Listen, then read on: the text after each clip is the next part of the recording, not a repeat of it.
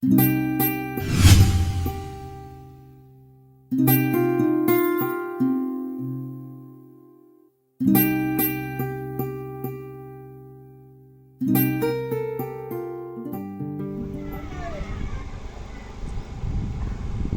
മനോഹരമായ ഒരു ഗാനം നാം കേട്ടുകൊണ്ടിരിക്കുകയായി. ഒരുപക്ഷെ തീന്മേശയ്ക്കരികിലും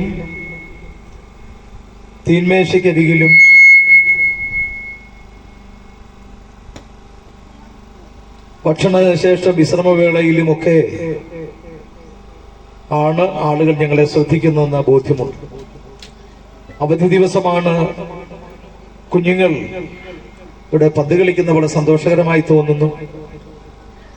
ഞങ്ങളുടെയുമൊക്കെ ബാല്യകാലത്തിലേക്കൊന്ന് തിരിഞ്ഞു നോക്കുവാൻ ഇത്തരം കാഴ്ചകളൊക്കെ സഹായിച്ചിട്ടുണ്ട്. ഒരുപക്ഷെ ഞാൻ വിചാരിക്കുകയായിരുന്നു, അവരെ പോലെ സമ്മർദ്ദങ്ങളൊന്നുമില്ലാതെ, മാനസിക സമ്മർദ്ദങ്ങളൊന്നുമില്ലാതെ, ഭാവിയെക്കുറിച്ചുള്ള ആശങ്കകളൊന്നുമില്ലാതെ ഇങ്ങനെ നിർമ്മലമായ ഒരു സന്തോഷം അനുഭവിക്കുവാൻ എല്ലാവർക്കും കഴിഞ്ഞിരുന്നെങ്കിൽ അതത്ര സന്തോഷകരമായ. എന്നാൽ സാധിക്കുന്നില്ലല്ലോ. ജീവിതത്തിന്റെ വലിയ വിഷമസന്ധികളെ നേരിടേണ്ടി വരുമ്പോൾ അവരെ പോലെ ഒന്ന് ചിരിക്കാനോ, അവരെ പോലെ ഒന്ന് കൂട്ടുകൂടാനോ, അവരെ പോലെ ഒന്ന് സന്തോഷിക്കുവാനോ ഒന്നും കഴിയാതെ ആളുകൾ വലിയ സമ്മർദ്ദത്തിലാണ്. 2020, 22, 23, 24, 25, 26 ഒക്കെ വന്നു പോകും. മനുഷ്യനെ സംബന്ധിച്ചിടത്തോളം എല്ലാ ദിവസങ്ങളും പ്രതിസന്ധികളിലൂടെ കടന്നു പോവുകയാണ്. എല്ലാ ദിവസവും പതിവ് പോലെയുള്ള പ്രതികൂലങ്ങളെ അഭിമുഖീകരിക്കുകയാണ്. ഒരു ജീവിതകാലം മുഴുവൻ ഈ മലമടക്കുകളിൽ പണിയെടുത്ത് ശരീരം തളർന്ന്, മനസ്സ് തളർന്ന് മുന്നോട്ട് പോകുവാനാകാതെ ഭാരപ്പെടുന്ന എത്രയോ ആളുകൾ ഈ ലൈൻസിന്റെ പലയിടങ്ങളിലായിട്ടുണ്ട് എന്ന് ഞങ്ങൾക്കറിയാം. ജീവിതത്തിന്റെ യൗവനവും കൗമാരവും ബാല്യവും വാർദ്ധക്യവും അങ്ങനെ എല്ലാ കാലവും ഇവിടെ ചെലവഴിച്ച് ജീവിതത്തിന്റെ സായാഹ്ന വേളയിൽ സങ്കടത്തോട് കഴിച്ചു കൂട്ടുന്ന ആളുകളും ഞങ്ങളെ ശ്രദ്ധിക്കുന്നുണ്ടെന്ന് ഞങ്ങൾക്കറിയാം. ഒപ്പം പുത്തൻ സ്വപ്നങ്ങൾ യാഥാർത്ഥ്യമാക്കുവാൻ കഴിയാതെ പൊരിഞ്ഞുപോയ മോഹങ്ങളുമായി ജീവിതത്തിൽ നിരാശയോടെ കഴിച്ചു കൂട്ടുന്ന ആളുകളും ഞങ്ങളുടെ ശ്രോതാക്കൾ ഉണ്ടായിട്ടുണ്ട് എന്ന് ഞങ്ങൾക്ക് ബോധ്യമുണ്ട്. ജോലിയെടുക്കാൻ കഴിയുന്ന പ്രായമാണെന്നിരിക്കലും ആരോഗ്യസ്ഥിതി അനുവദിക്കാതെ നിരാശയോടുകൂടെ മുമ്പേ വിശ്രമ ജീവിതത്തിലേക്ക് പ്രവേശിച്ചവരും ഞങ്ങളുടെ ശ്രോതാക്കളായിട്ടുണ്ട്. എല്ലാ മനുഷ്യരും സ്നേഹവും ആഗ്രഹിക്കുകയും കരുതൽ ആഗ്രഹിക്കുകയും ചെയ്യുന്നു. നമ്മുടെ രാജ്യത്തെ ഏറ്റവും വിശ്വസനീയമായ ഒരു സാമ്പത്തിക സ്ഥാപനമുണ്ട്, ഒരു ഇൻഷുറൻസ് സ്ഥാപനമുണ്ട്. LIC എന്ന ചുരുക്കപ്പേരിൽ വിളിക്കുന്ന ലൈഫ് ഇൻഷുറൻസ് കോർപ്പറേഷൻ എന്നാണ് അതിന്റെ പേര്. നമ്മുടെ മഹാരാജ്യത്തിൽ ഏറ്റവും വിശ്വസനീയമായ ഒരു സാമ്പത്തിക സ്ഥാപനമായിട്ട് അത് ഇക്കാലത്ത് മാറിയിട്ടുണ്ട്. അതിൽ പണം നിക്ഷേപിക്കുന്ന ആളുകൾ അവരുടെ പണം സംരക്ഷിക്കപ്പെടുകയും പിൽക്കാലത്ത് കൂടുതലായി മടക്കിക്കിട്ടുകയും ചെയ്യുമെന്നൊക്കെ ഉള്ള താല്പര്യത്തോടുകൂടിയാണ് പണം നിക്ഷേപിക്കുന്നത്. ആത്യന്തികമായി എല്ലാറ്റിന്റെയും പിന്നിൽ ലക്ഷ്യമെന്ന് പറയുന്നത് ജീവിതം സുരക്ഷിതമാക്കുക, ഭദ്രമാക്കുക. അതിന്റെ ഒരു സിമ്പലാണ് രണ്ട് കരങ്ങൾ കൂപ്പിയ, രണ്ട് കരങ്ങൾക്കുള്ളിൽ ജീവിതം ഭദ്രമാണ് എന്ന് തോന്നിപ്പിക്കുന്നതിനുള്ള ഒരു സിമ്പലാണ് ആ സാമ്പത്തിക സ്ഥാപനത്തിന്റെ മുഖമുദ്രയായിട്ട് നമുക്ക് കാണാൻ കഴിയും. പ്രിയപ്പെട്ടവരെ, ഇത്തരത്തിലുള്ള സാമ്പത്തിക സ്ഥാപനങ്ങളും സർക്കാർ സംവിധാനങ്ങളിലുമൊക്കെ മനുഷ്യനെ സംരക്ഷിക്കുവാനും അവന്റെ ഭാവിയെ കരിപ്പിടിപ്പിക്കുവാനും ഒക്കെ കഴിയുന്നതിന് വളരെ പരിമിതികളുണ്ട് എന്ന് നമുക്കറിയാം. എല്ലാം ശരിയാകുമെന്ന് പറഞ്ഞു വന്നവരും ഒന്നും ശരിയാവില്ലെന്ന് പറഞ്ഞവരും ഞങ്ങൾക്ക് അവസരം എന്താ, ഞങ്ങൾ ശരിയാക്കാമെന്ന് പറഞ്ഞവരും ഒക്കെ നമ്മുടെ മുമ്പാകെ ഒരുപോലെ നിൽക്കുകയാണ്, കൈകൾ മലർന്ന്. ആർക്കും ഒന്നും ചെയ്യാൻ കഴിയുന്നില്ല. അത്രത്തോളം മനുഷ്യന്റെ പ്രശ്നങ്ങൾ സങ്കീർണമാവുകയാണ്. ഒരു രോഗം മാറുമ്പോൾ മറ്റൊരു രോഗം, ഒരു പ്രതിസന്ധി മാറുമ്പോൾ മറ്റൊരു പ്രതിസന്ധി, ഒരു നിരാശ മാറുമ്പോൾ അതിനേക്കാൾ നിരാശ വരുത്തുന്ന മറ്റു പ്രതിസന്ധികൾ. അതിന്റെയൊക്കെ ഒടുവിൽ എത്രയോ ആളുകൾ ഒരു മുഴം കയറിലും ഒരു കുപ്പി വിഷത്തിലും ഒക്കെ ജീവിതം അവസാനിപ്പിക്കുന്നു. എത്രമാത്രം വേദനാജനകമായ സന്ദർഭങ്ങളാണ്. ഒന്ന് മരിച്ചിരുന്നെങ്കിൽ ഒരിക്കലെങ്കിലും കൊതിക്കാത്ത ആളുകൾ എന്റെ ശ്രോതാക്കളായിട്ടുണ്ട് എന്ന് ഞാൻ വിചാരിക്കുന്നില്ല. അത്രയേറെ പ്രതിസന്ധികളിലൂടെയാണ് ഞാൻ നിങ്ങളും കടന്നു പോകുന്നത്. എല്ലാവരും ഉണ്ടായിട്ടും ആരുമില്ലാത്തവരെ പോലെ ഒറ്റപ്പെട്ടു പോയ ആളുകളും ഒട്ടും കുറവല്ല. ആൾക്കൂട്ടത്തിന്റെ നടുവിൽ, മക്കളുടെയും കൊച്ചുമക്കളുടെയും നടുവിൽ, സഹോദരങ്ങളുടെ നടുവിലും ഒക്കെ ഒറ്റപ്പെട്ടു പോകുന്ന എത്രയോ ജീവിതങ്ങൾ, ആരോടും പറയാൻ കഴിയാത്ത സ്വകാര്യ നൊമ്പരങ്ങളുമായി, ജീവിതത്തിന്റെ നിരാശയുമായി ഒറ്റയ്ക്ക് ജീവിതം കഴിച്ചു കൂട്ടേണ്ടി വരുമ്പോൾ ആരെന്നെ സഹായിക്കുവാനുണ്ട് എന്ന് കൃത്യടം പൊട്ടി ഒരിക്കലെങ്കിലും ചോദിക്കാത്ത ഒരാളും എന്റെ ശ്രോതാക്കളായിട്ടുണ്ട് എന്ന് ഞാൻ വിചാരിക്കുന്നില്ല. അത്തരത്തിൽ ഒരിക്കലെങ്കിലും ജീവിതത്തിൽ ആരെങ്കിലും ഒരു തുണയുണ്ടായിരുന്നെങ്കിൽ, ആരെങ്കിലും ഒരു വാക്ക് ആശ്വസിപ്പിക്കുവാനുണ്ടെങ്കിൽ എന്ന് വ്യാമോഹിച്ച ആളുകളോട് ഞങ്ങൾ പറയട്ടെ, ഭൂമിയിൽ ഒരു മനുഷ്യനും അത്ര ഉത്തരവാദിത്തോടെ ചങ്കൂറ്റത്തോടെ പറയാൻ കഴിയാത്ത ഒരു പ്രസ്താവന ഉറക്കം പറഞ്ഞ ഒരാളെ നിങ്ങൾക്ക് പരിചയപ്പെടുത്തുവാൻ ഈ മധ്യാഹ്നത്തിൽ ഞാൻ താല്പര്യപ്പെടും. അത് 2000 പരം വർഷങ്ങൾക്കപ്പുറത്ത് ഭൂമിയുടെ മധ്യഭാഗമായ പലസ്തീനിൽ നിന്നുകൊണ്ട് ആ മനുഷ്യങ്ങനെ വിളിച്ചു പറഞ്ഞു, അധ്വാനിക്കുകയും ഭാരം ചുമക്കുകയും ചെയ്യുന്ന യാതൊരുമേ, നിങ്ങൾ എന്റെ അടുക്കൽ വരുവിൻ, ഞാൻ നിങ്ങളെ ആശ്വസിപ്പിക്കും. ഏത് കാലഘട്ടത്തിലും മനുഷ്യജീവിതം കഷ്ടസമ്പൂർണമാണ്.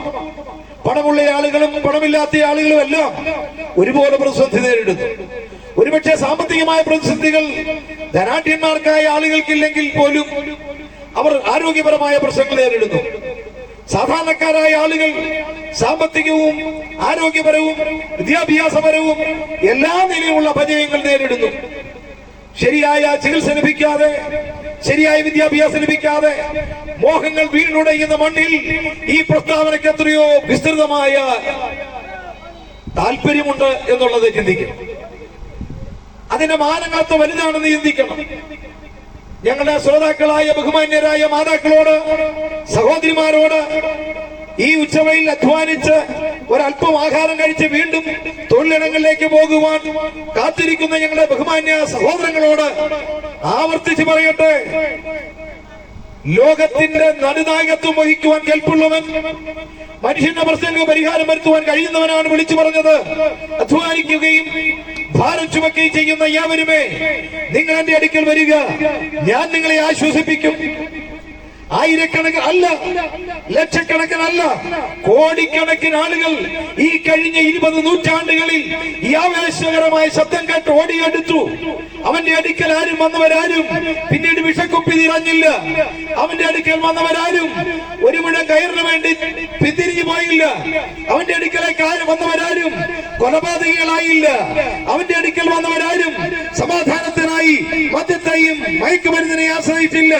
അവന്റെ അടുക്കൽ വന്നവരാരും കുടുംബത്ത് ദോഷികളായി മാറിയില്ല. അവന്റെ അടുക്കൽ വന്നവരൊക്കെ നല്ല മനുഷ്യരായി തീർന്നു. കുടുംബത്തെ സ്നേഹിക്കുന്നവരായി, മാതാപിതാക്കളെ സ്നേഹിക്കുന്നവരായി, കുഞ്ഞുങ്ങളെ സ്നേഹിക്കുന്നവരായി, സഹോദരങ്ങളെ സ്നേഹിക്കുന്നവരായി, സമൂഹത്തിന് കൊള്ളാവുന്നവരായി ഒരു വലിയ പരിവർത്തനത്തിന്റെ പാതയിലൂടെ കോടിക്കണക്കിന് ആളുകൾ ഈ കഴിഞ്ഞ 20 നൂറ്റാണ്ടുകളിൽ കടന്നുപോയി. ഒരുപക്ഷെ ഞങ്ങളെ ശ്രദ്ധിക്കുന്ന ചിലരെങ്കിലും ഇത്തരത്തിലുള്ള പരിവർത്തന വിധേയമായിട്ടുള്ളവരുണ്ട് എന്ന് ചിന്തിച്ചുകൊണ്ട് തന്നെ പറയട്ടെ, ഇത്തരത്തിലുള്ള പരിവർത്തനം വരുത്തുവാൻ കഴിവുള്ള ഏക വ്യക്തി പ്രഭാവം ഞങ്ങൾ പ്രസംഗിക്കുന്ന യേശു ക്രിസ്തുവാണ്. അതെ, മനുഷ്യന്റെ സമസ്ത പ്രശ്നങ്ങൾക്കും പരിഹാരം വരുത്തുവാൻ കഴിയുന്ന ഏക വ്യക്തി പ്രഭാവമാണ് ഞങ്ങൾ പ്രസംഗിക്കുന്ന യേശു ക്രിസ്തു. ഒരു ഡോക്ടർക്ക് പരിമിതിയുണ്ട്, ഒരു അധ്യാപകന് പരിമിതിയുണ്ട്, ഒരു ഭരണാധികാരിക്ക് പരിമിതിയുണ്ട്, ഒരു സാമൂഹിക ശാസ്ത്രത്തിന് പരിമിതിയുണ്ട്, ഒരു ധനകാര്യ വിദഗ്ധന് പരിമിതിയുണ്ട്. എന്നാൽ പരിമിതി കൂടാതെ മനുഷ്യ ജീവിതത്തിന്റെ സമസ്ത മേഖലകളിൽ ഇടപെടുവാൻ കഴിയുന്ന ഏക വ്യക്തി പ്രഭാവം യേശു ക്രിസ്തുവാണ്. ഈ മധ്യാഹ്നത്തിൽ ഈ കത്തി നിൽക്കുന്ന ഉച്ചവെയിലിനെ, ഉച്ചസൂര്യനെ സാക്ഷി നിർത്തി ഒരു പ്രാവശ്യം കൂടി വിളിച്ചു പറയട്ടെ, നിങ്ങളുടെ സമസ്ത പ്രശ്നങ്ങൾക്ക് പരിഹാരം യേശുക്രിസ്തുവിനുണ്ട്. എന്താണ് മനുഷ്യന്റെ അടിസ്ഥാനപരമായ പ്രശ്നം? ചില ആളുകൾ വിചാരിക്കുന്നു മനുഷ്യന്റെ അടിസ്ഥാനപരമായ പ്രശ്നം വിദ്യാഭ്യാസമില്ലാത്തതുകൊണ്ട്. വിദ്യാസമ്പന്നനായ ഒരു മനുഷ്യൻ ചെയ്തു കൂട്ടിയ വിക്രിയെ നാം കണ്ടില്ലേ? എത്രയോ വിദ്യാസമ്പന്നരായ ആളുകൾ ഇന്ന് കാട്ടിക്കൂട്ടുന്ന കോപ്രായങ്ങളൊക്കെ നാം കാണുന്നില്ല. വിശദീകരിക്കേണ്ട ആവശ്യമില്ല. വിദ്യാഭ്യാസം മനുഷ്യനെ മാറ്റിയില്ല. വന്ദനാദാസ് എന്ന് പറയുന്ന 23-കാരിയായ ഡോക്ടർ ഹൗസ് സർജൻസി ചെയ്തുകൊണ്ടിരിക്കുക. ആ ഡ്യൂട്ടി ചെയ്തുകൊണ്ടിരിക്കുമ്പോഴാണ് കാപാലികനായ ഒരു മനുഷ്യൻ അവിടെ കടന്നു വന്നത്. എന്തൊരു ക്രൂരത കാട്ടിക്കൂട്ടിയത്!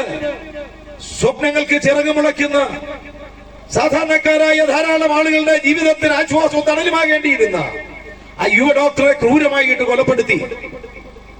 വിദ്യാഭ്യാസമില്ലാഞ്ഞിട്ടല്ല, കുട്ടികളെ വിദ്യാഭ്യാസം ചെയ്യിക്കുന്ന ഒരു അധ്യാപകനായി ചെയ്തത്. എന്താ വിദ്യാഭ്യാസം കൊണ്ട് മനുഷ്യ മാറ്റം വരുന്നില്ലെന്ന് മനസ്സിലായില്ലേ? പണമേറെ ഉണ്ടായില്ലിട്ട് എന്താ പ്രശ്നം? സൗന്ദര്യം ഉണ്ടായിട്ട് എന്താ പ്രശ്നം? ആളുകൾ വിചാരിക്കുന്നത് പണവും സൗന്ദര്യവും ഒക്കെ ഉണ്ടെങ്കിൽ മതിയെന്ന്. തെന്നിന്ത്യൻ സിനിമയുടെ രോമാഞ്ചമായിരുന്ന സിൽക്ക് സ്മിത എന്ന അപരനാമത്തിൽ അറിയപ്പെട്ട ആ സുന്ദരിയായ സ്ത്രീ, അവർ കടിച്ച് മുറിച്ചു വെച്ച ഒരു ആപ്പിളിന് പോലും ഇവിടെ വിലപേശലുണ്ടായ അത്രമേൽ സമൂഹത്തിൽ ആരാധിക്കപ്പെട്ട ഒരു സ്ത്രീ, അവരെ ആരും സ്നേഹിക്കുവാനില്ലെന്ന് പറഞ്ഞവർ ആത്മഹത്യ ചെയ്തതാണ് നമ്മുടെ ചരിത്രം. ഞാൻ പറഞ്ഞത് പണവും സൗന്ദര്യവും ആരോഗ്യവും ഒന്നും മനുഷ്യന് സമാധാനം തരുന്നില്ല. ഒരു 10 ലക്ഷം രൂപ ഇന്ന് നിങ്ങളുടെ വീട്ടിൽ കിട്ടിയാൽ നാളെ നിങ്ങളുടെ വീട്ടിൽ കടിപിടി തുടങ്ങും. അതിന്റെ പേരിൽ സ്വത്ത് വീതം വെക്കാൻ പണം കൊണ്ടൊന്നും പരിഹാരമല്ലെന്ന് പണമുള്ള ആളുകളും പറയുന്നു. അതൊന്നും പരിഹാരമല്ല. ഇങ്ങനെ അസമാധാനം വളർന്നു വരുമ്പോ ചില ആളുകൾ എന്ത് ചെയ്യുക? പരിഹാരത്തിന് വേണ്ടി മദ്യത്തെയും ലഹരിയും കൂട്ടുപിടിക്കുക. എന്താ അതിന്റെ പ്രത്യാഘാതം? എന്താണ് അനന്തരഫലം? കുടുംബത്തെ അസ്വസ്ഥത ഉണ്ടാകും. കുഞ്ഞുങ്ങൾ നിങ്ങളെ ഭയപ്പെടുന്നു. നിങ്ങളെങ്ങനെയാണ് നിങ്ങളുടെ മക്കള് നിങ്ങളെങ്ങനെയാണ് വിളിക്കുന്നത് എനിക്കറിയില്ല. നിങ്ങളെ സ്നേഹത്തോടെ കാത്തിരിക്കേണ്ട നിങ്ങളുടെ കുഞ്ഞുങ്ങൾ സന്ധ്യയിൽ നിങ്ങളുടെ വരവ് ഭീതിയോടെ കാണുകയാണ്. നിങ്ങളുടെ ജീവിതത്തിലേക്ക് സ്വപ്നങ്ങളുടെ ഒരു കലവറയുമായി കടന്നു വന്ന ഒരു പെൺകുട്ടി നിങ്ങളുടെ വഴിവിട്ട ജീവിതം കാരണം നിരാശപ്പെട്ട് ആത്മഹത്യയെ കുറിച്ച് ചിന്തിക്കുക. തലയിൽ വെച്ചാൽ ഉറുമ്പരിക്കും, പേനരിക്കും, നിലത്ത് വെച്ചാൽ ഉറുമ്പരിക്കുമെന്ന് വിചാരിച്ചുകൊണ്ട് ചേർത്ത് പിടിച്ചു വരുന്ന പൊന്നോമന മക്കൾ കൈവിട്ട് കളയുക. പ്രിയപ്പെട്ടവർ, ഇതൊന്നും സമാധാനം നൽകുന്നതല്ല. സമാധാനം നൽകുവാൻ ഒരുവന് മാത്രമേ കഴിയൂ. ഇത് പറയുമ്പോൾ എങ്ങനെയാണ് ഈ സമാധാനം നഷ്ടപ്പെട്ടതെന്ന് അറിയണ്ടേ? മനുഷ്യരെന്ന് വിവക്ഷിക്കപ്പെടുന്ന ഒരു കൂട്ടം ആളുകൾ ആദിമ മനുഷ്യൻ തുടങ്ങി ഇന്ന് ഞാൻ സംസാരിച്ചു കൊണ്ടിരിക്കുമ്പോൾ പിറന്നു വീഴുന്ന ഭൂമിയിലെ 5 വൻകരങ്ങളുമായി പിറന്നു വീഴുന്ന ഒരു ചെറിയ ശിശു വരെ പാപിയായി ഭൂമി ജനിക്കുകയാണ്. ബൈബിൾ അതിനെ കുറിച്ച് പറയുന്നത് ഇങ്ങനെയാ: നീതിമാൻ ആരുമില്ല, ഒരുത്തൻ പോലുമില്ല, എല്ലാവരും പാപം ചെയ്ത് ഒരുപോലെ ദൈവ തേജസ് ഇല്ലാത്തവരായി തീർന്നു, മുഴുവൻ ആളുകളും പാപികളാണ്. അപ്പോൾ വിശുദ്ധ വേദപുസ്തകം പറയുന്നത് മനുഷ്യന്റെ സമാധാനത്തിന് തടസ്സമായിരിക്കും മനുഷ്യന്റെ പാപമോ? അപ്പൊ എന്തിനാ പരിഹാരം ഉണ്ടാകേണ്ടത്? പാപത്തിന് പരിഹാരം ഉണ്ടാകണം. പാപത്തിന് പരിഹാരം ഉണ്ടാകണമെന്ന് മനുഷ്യൻ ഇന്നല്ല ചിന്തിച്ചു തുടങ്ങിയത്. ദൈവമായുള്ള നല്ല ബന്ധം ആഗ്രഹിച്ചുകൊണ്ട് മനുഷ്യന്റെ ശ്രമങ്ങൾ തുടങ്ങിയിട്ട് കാലം കുറയായി. അതിന് മതങ്ങളുടെ പഴക്കമുണ്ട്, മനുഷ്യന്റെ പഴക്കമുണ്ട്. അതുകൊണ്ട് തന്നെ ഈ പരിസരങ്ങളുടെ എല്ലാ കാലത്തും പാഴായി എന്നതിന്റെ ലക്ഷണമാണ് ഇന്നും നിരന്തരമായി നാം ചെയ്യുന്ന പാപപരിഹാര പ്രക്രിയകൾ. ഒന്ന് കഴിയുമ്പോൾ മറ്റൊന്ന് നിലയിൽ ഓരോ പ്രക്രിയകളും തുടരുമ്പോൾ അറിഞ്ഞോ അറിയാതെ സമ്മതിക്കുകയാണ്, ആത്യന്തികമായി പാപത്തിന് പരിഹാരം ഉണ്ടായില്ല, എന്റെ സമാധാനത്തിനുള്ള വഴി തുറക്കപ്പെട്ടിട്ടില്ല.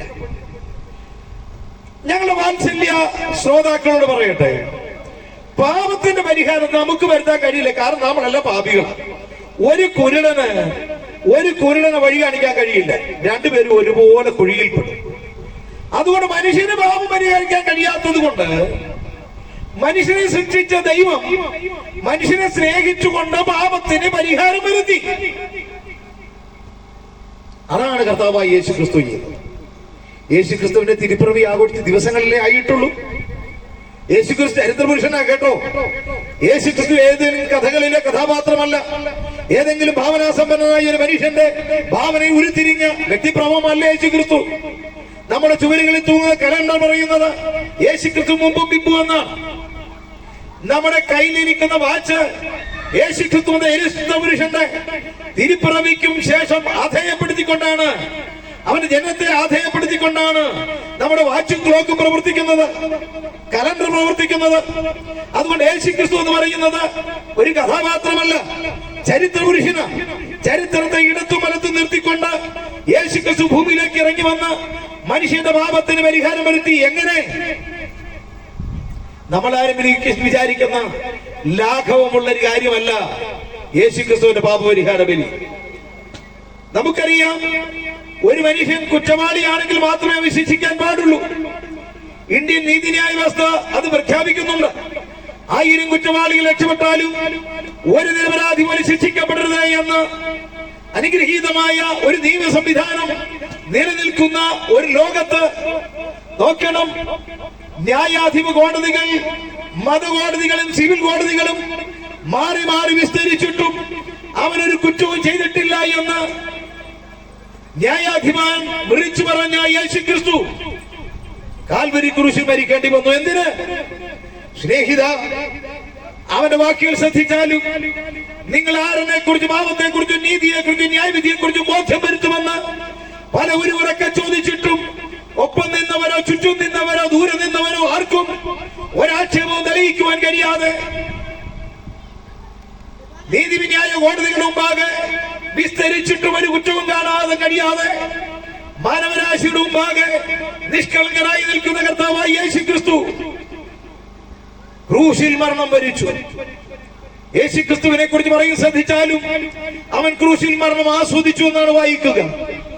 സ്നേഹിത, ലോകത്തെവിടെയെങ്കിലും മരണം ആസ്വദിച്ചതിനെ കുറിച്ച് കേട്ടിട്ടുണ്ടോ? ലോകത്തിലുള്ള മുഴുവൻ ആളുകളെ മരിച്ചു എന്നും ചത്തു എന്നും ഒക്കെ പറയും. എന്നാൽ യേശുക്രിസ്തു മരണം ആസ്വദിച്ചു എന്നാണ് പറയുക. എന്തുകൊണ്ടാണ് യേശുക്രിസ്തു മരണം ആസ്വദിച്ചത്? മാനവരാശിയുടെ പാപം മുഴുവൻ, മാനവരാശിയുടെ കുറ്റം മുഴുവൻ സ്വന്തം ചുമലിൽ ഏറ്റെടുത്തുകൊണ്ട് എന്നെ കേൾക്കുന്ന ഈ പ്രദേശത്തുള്ള ഓരോ വ്യക്തികളുടെയും പാപത്തിന്റെ കുറ്റവും സ്വന്തം ചുമലിൽ ഏറ്റെടുത്തുകൊണ്ട് യേശുക്രിസ്തു ക്രൂശിൽ മരിച്ചപ്പോൾ അവൻ ആ ക്രൂശിലെ മരണം ആസ്വദിക്കുകയായിരുന്നു. എന്നെയും നിങ്ങളെ രക്ഷിക്കുന്നതിന്റെ, എന്നെയും നിങ്ങളെയും നേടുന്നതിന്റെ മഹാസന്തോഷം കാൽവന്റെ കലവരത്തിൽ യേശുക്രിസ്തു ആസ്വദിക്കുകയായിരുന്നു. പ്രിയ സ്നേഹിത, പ്രിയ സഹോദരി, പ്രിയ മാതാവേ, എന്റെ വാത്സല്യ കുഞ്ഞുങ്ങളോട് പറയട്ടെ, യേശുക്രിസ്തു നിങ്ങളെ സ്നേഹിച്ചുകൊണ്ട് ക്രൂശിൽ മരിച്ചു. ഇനി ഇതിന്റെ പേരിൽ ഒരു അസമാധാനവും നിങ്ങൾ അനുഭവിക്കേണ്ടതില്ല. ഇതിന്റെ പേരിൽ ഒരു ശിക്ഷയും നിങ്ങൾ അനുഭവിക്കേണ്ടതില്ല. ആ ശിക്ഷ മുഴുവൻ യേശുക്രിസ്തു കാൽവരി ക്രൂശിൽ അനുഭവിച്ചു കഴിഞ്ഞു. ഇനി ഈ സമാധാനത്തിന് വേണ്ടി നിങ്ങൾ എന്ത് ചെയ്യണം? വളരെ ചുരുക്കമായി പറയട്ടെ, ആദിമ മനുഷ്യൻ ദൈവവുമായുള്ള ബന്ധം നഷ്ടപ്പെടുത്തിയത് ദൈവത്തെ അവിശ്വസിച്ചും അനുസരണക്കേട് കാണിച്ചുമാണ്. എങ്കിൽ പിൽക്കാലത്ത് ഈ മനുഷ്യനെ ദൈവത്തോട് അടുപ്പിക്കുവാൻ ദൈവം വെച്ച വ്യവസ്ഥിതി അനുസരണവും വിശ്വാസവുമായിരുന്നു. ആരെ അനുസരിക്കണം, ആരെ വിശ്വസിക്കണം? യേശുക്രിസ്തുവിന്റെ രക്തം സകല പാപവും പോക്കി നമ്മെ ശുദ്ധീകരിക്കുന്നു, വിശ്വസിക്കണം. ആരെ അനുസരിക്കണം? സകല ജരാജങ്ങളെ സൃഷ്ടാതാവായ നിയന്ത്രതാവായ മഹാദൈവത്തെ അനുസരിക്കണം. അതെ, ദൈവരൂപത്തിലേക്ക് ദൈവത്തോടുള്ള സംസർഗം മുറുകെ പിടിക്കണമെന്ന് വിചാരിക്കാതെ ഈ ഭൂമിയിലേക്ക് നരാവതാരം ചെയ്ത യേശുക്രിസ്തുവിനെ അനുസരിക്കണം. അവന്റെ രക്തം താങ്കളുടെ പാപത്തിന്റെ പരിഹാരത്തിന് വേണ്ടി, പ്രിയ മാതാവേ, പ്രിയ സഹോദരി, പ്രിയ സഹോദര, നിങ്ങളുടെ പാപത്തിന്റെ പരിഹാരത്തിന് വേണ്ടി ഒഴുക്കിയെന്ന് വിശ്വസിക്കണം. ആ വിശ്വാസം നിങ്ങൾക്ക് നൽകുന്ന അനുഗ്രഹീതമായ ഒരു പരിവർത്തനമുണ്ട്, അനുഗ്രഹീയമായ ഒരു വീണ്ടെടുപ്പുണ്ട്, അനുഗ്രഹീതമായ വിമോചനമുണ്ട്. എന്നേക്കുമായുള്ള നരകത്തിന്റെ വാതിലുകൾ നിങ്ങൾക്ക് മുമ്പാകെ അടയ്ക്കപ്പെടുകയും എന്നേക്കുമായുള്ള നിത്യസ്വർഗം നിങ്ങൾക്ക് മുമ്പേ തുറന്നിടുകയും ചെയ്യുന്ന അനുഗ്രഹീതമായ നിമിഷമാണ് ആ തീരുമാനമെന്ന് പറയുന്നത്. അതുകൊണ്ട് ഈ പ്രദേശത്ത് ഞങ്ങളെ കേൾക്കുന്ന മുഴുവൻ ആളുകളോടും വളരെ സ്നേഹത്തോടെ, അതിലേറെ കത്തുന്ന ഹൃദയത്തോടെ പറയട്ടെ, ഞങ്ങളുടെ ജീവിതത്തിൽ സമാധാനം നൽകിയേ ദൈവം ഞങ്ങളുടെ ജീവിതത്തിൽ സ്വസ്ഥത നൽകിയ ഈ ദൈവം നിങ്ങളുടെ ജീവിതത്തിൽ സമാധാനം നൽകുവാൻ വിശ്വസ്തനാണ്. നിങ്ങളൊരു കാര്യം ചെയ്താൽ മതിയാകും. നിങ്ങൾ ഇരിക്കുന്ന ഇരിപ്പിൽ, നിങ്ങൾ കിടക്കയിലാണെങ്കിൽ അവിടെ കിടന്നുകൊണ്ട്, നിങ്ങൾ ജോലി ചെയ്യുകയാണെങ്കിൽ അവിടെ ഇരുന്നു കൊണ്ട്, എവിടെ നിന്നുകൊണ്ട്, നിങ്ങൾ എവിടെയായിരുന്നാലും ആ സ്ഥലത്ത് നിന്നുകൊണ്ട് ഇരുന്നുകൊണ്ട് എങ്ങനെയായാലും എനിക്കറിയില്ല. അല്ലയോ കർത്താവേ, ഞാനൊരു പാപിയാണ്, അവിടുന്ന് എന്റെ പാപത്തിന് മരിച്ചു എന്ന് ഞാൻ വിശ്വസിക്കുന്നു. എന്റെ ഹൃദയത്തിലേക്ക് അവിടെ നിന്ന് വരണം. എന്റെ പാപക്കടങ്ങളെ ക്ഷമിക്കണമെന്ന് നിങ്ങളുടെ ഹൃദയത്തിൽ തീരുമാനമെടുക്കുമെന്ന് ഈ മധ്യാഹ്നം നിങ്ങളുടെ ജീവിതത്തിലെ ഏറ്റവും മനോഹരമായ നിമിഷമാണ്. നിങ്ങൾ വിവാഹത്തിന്റെയോ കുഞ്ഞു പിറന്നതിന്റെയോ വിവാഹ ആഘോഷങ്ങളോ വാർഷികങ്ങളോ ഒക്കെ അപ്പുറത്ത് നിങ്ങളെ നിത്യതയിലേക്ക് പരിഗണിക്കുന്ന, നിത്യജീവനിലേക്ക് കൊണ്ടുവരുന്ന, നിങ്ങളുടെ പാപക്കടങ്ങൾ വീട്ടുന്ന, നിങ്ങളെ ഒരു പുതുജീവൻ നൽകുന്ന, ഒരു വീണ്ടും ജന്മം നൽകുന്ന, ദൈവഭവനത്തിലെ ഒരു അംഗമാക്കി തീർക്കുന്ന അനുഗ്രഹീത നിമിഷമായി മാറും എന്നുള്ളൊരു പക്ഷമില്ല. വളരെ സ്നേഹത്തോടെ ഞങ്ങൾ നിങ്ങളെ ക്ഷണിക്കുകയാണ്. സ്നേഹത്തോടെ നിങ്ങളെ ക്ഷണിക്കുകയാണ്. ദയവായി യേശു ക്രിസ്തുവിനെ ഏറ്റെടുക്കാൻ കഴിയുമോ? ദയവായി യേശു ക്രിസ്തുവിനെ നിങ്ങളുടെ തടത്തിൽ സ്വീകരിക്കുവാൻ കഴിയുമോ? അത് നിങ്ങളുടെ ജീവിതത്തിൽ വരുന്ന പരിവർത്തനം അത്ഭുതാത്മകമായി, അത് നിങ്ങളുടെ ജീവിതത്തിൽ വരുന്ന വ്യതിയാനം അത്യത്ഭുതകരമായിരിക്കും. ഈ മധ്യാഹ്നം നിങ്ങളുടെ വീണ്ടും ജനനത്തിൻ്റെതാകട്ടെ. ഒരു പുതിയ ജനനത്തിലൂടെ യേശു ക്രിസ്തുവിനെ വിശ്വസിച്ച് യേശു ക്രിസ്തുവിന്റെ മക്കളായി തീർന്ന് നിത്യാനുഗ്രഹങ്ങൾ അനുഭവിക്കുവാൻ കഴിയും. ഇവിടെ സമാധാനപൂർണമായ ഒരു ജീവിതം നയിക്കുവാൻ, സന്തോഷപ്രദമായ ഒരു ജീവിതം നയിക്കുവാൻ നിങ്ങൾക്ക് സാധിക്കും. ദയവായി നിങ്ങൾ ഈ വാക്കുകൾ ആരുടെങ്കിലും ഹൃദയത്തിൽ അത്തരത്തിലുള്ള ഒരു ചിന്ത ഉളവാക്കുന്നുവെങ്കിൽ, ഒരു പാപിയാണെന്ന് തോന്നലുണ്ടെങ്കിൽ, നിങ്ങൾക്ക് വേണ്ടി പ്രാർത്ഥിക്കുവാൻ ഒരു നിമിഷം ഞാൻ ആഗ്രഹിക്കുന്നു. ഒരു പ്രാർത്ഥനാ വാചകം നിങ്ങൾക്ക് കയ്യേറ്റി ചൊല്ലുവാൻ താല്പര്യമുണ്ട്. ഒരുപക്ഷെ ഞങ്ങൾ നിങ്ങളെ എല്ലാവരെയും കാണുന്നില്ല, ഒരുപക്ഷെ നിങ്ങൾ ഞങ്ങളെ കാണുന്നുണ്ടാവാം. എന്നാൽ അതിനുമൊക്കെ അപ്പുറത്ത് വളരെ പ്രധാനപ്പെട്ട ഒരു കാര്യം, നിങ്ങൾ ഇരിക്കുന്ന ഇടത്ത് നിങ്ങളെ കാണുന്ന ഒരു ദൈവമുണ്ട്. നിങ്ങളുടെ ഹൃദയങ്ങളെ കാണുന്നു, വിചാരങ്ങളെ കാണുന്നു, മനോഭാരങ്ങൾ അറിയുന്ന, രോഗങ്ങൾ അറിയുന്ന, ക്ലേശങ്ങൾ അറിയുന്ന, നിങ്ങളുടെ ജീവിതത്തിൽ നിരാശകൾ അറിയുന്ന ഒരു ദൈവമുണ്ട്. അവൻ നിങ്ങളുടെ തീരുമാനത്തെ മാനിക്കും, അവന്റെ മക്കളാക്കി തീർക്കും. അതുവഴി നിങ്ങളെ കുറിച്ചുള്ള വലിയ ഉത്തരവാദിത്വം അവൻ നിറവേറ്റുക ചെയ്യും. അപ്പന് മക്കളോട് കരുണ തോന്നുപോലെ യഹോവയ്ക്ക് തന്റെ ഭക്തന്മാരുടെ കരുണ തോന്നുമെന്ന് ബൈബിൾ ഉറക്കെ പറയുന്നുണ്ട്. പ്രിയപ്പെട്ടവരെ, ഞാൻ ഈ പ്രാർത്ഥന പറയുവാൻ ആഗ്രഹിക്കുന്നു. കർത്താവായ യേശുവേ, ഞാനൊരു പാപിയാണ്. അവിടെ തന്റെ പാപത്തിന്റെ പരിഹാരത്തിന് മരിച്ചു എന്ന് ഞാൻ വിശ്വസിക്കുന്നു. അവിടുത്തെ മകനോ ആക്കി എന്നെ തീർക്കണമേ, എന്റെ പാപങ്ങളെ കഴുകണമേ, എന്നെ ശുദ്ധീകരിക്കണമേ. അങ്ങയോടൊപ്പം ജീവിക്കുവാൻ, അവിടുത്തെ മകനായി ജീവിക്കുവാൻ, മകളായി ജീവിപ്പാൻ, ആ സമാധാനം അനുഭവിക്കുവാൻ അവിടുന്ന് എന്നെ സഹായിക്കണമേ. യേശു ക്രിസ്തുവിൻ വലിയ നാമത്തിൽ തന്നെ. ആരെങ്കിലും വീടുകളിലോ വീഥികളിലോ എനിക്കറിയില്ല, നിങ്ങളുടെ തങ്ങളുടെ തീരുമാനമെടുത്തും ദൈവം നിങ്ങളെ മാനിക്കും. നിശ്ചയമായും നിങ്ങളുടെ മേൽവിലാസം മാറും, നിങ്ങളുടെ ജീവിതഗതി മാറും, നിങ്ങളുടെ മനോഭാരങ്ങൾ മാറും. നിങ്ങളുടെ ജീവിതത്തിൽ ഈ അത്യുന്നതന്റെ ഇടപെടലുകൾ ഉണ്ടാവും. അവിടെ നൽകിയ അതുല്യമായ സമാധാനം നിങ്ങൾ അനുഭവിക്കും. നിസ്തർക്കമായ കാര്യമാണ്. ആ നിലയിൽ അനുഗ്രഹീതമായ ജീവിത പന്ഥാവിലേക്ക് സ്വർഗസ്ഥനായ ദൈവം നിങ്ങളെ കൊണ്ടുവരട്ടെ എന്ന് ആത്മാർത്ഥമായി ആഗ്രഹിച്ചും പ്രാർത്ഥിച്ചും ഇതുവരെ സദയം ഞങ്ങളെ കേട്ട മുഴുവൻ ആളുകൾക്കും ഹൃദയത്തിന്റെ ഭാഷയിൽ നന്ദി രേഖപ്പെടുത്തി വാക്കുകൾ ഉപസംഹരിക്കുന്നു. ഒരു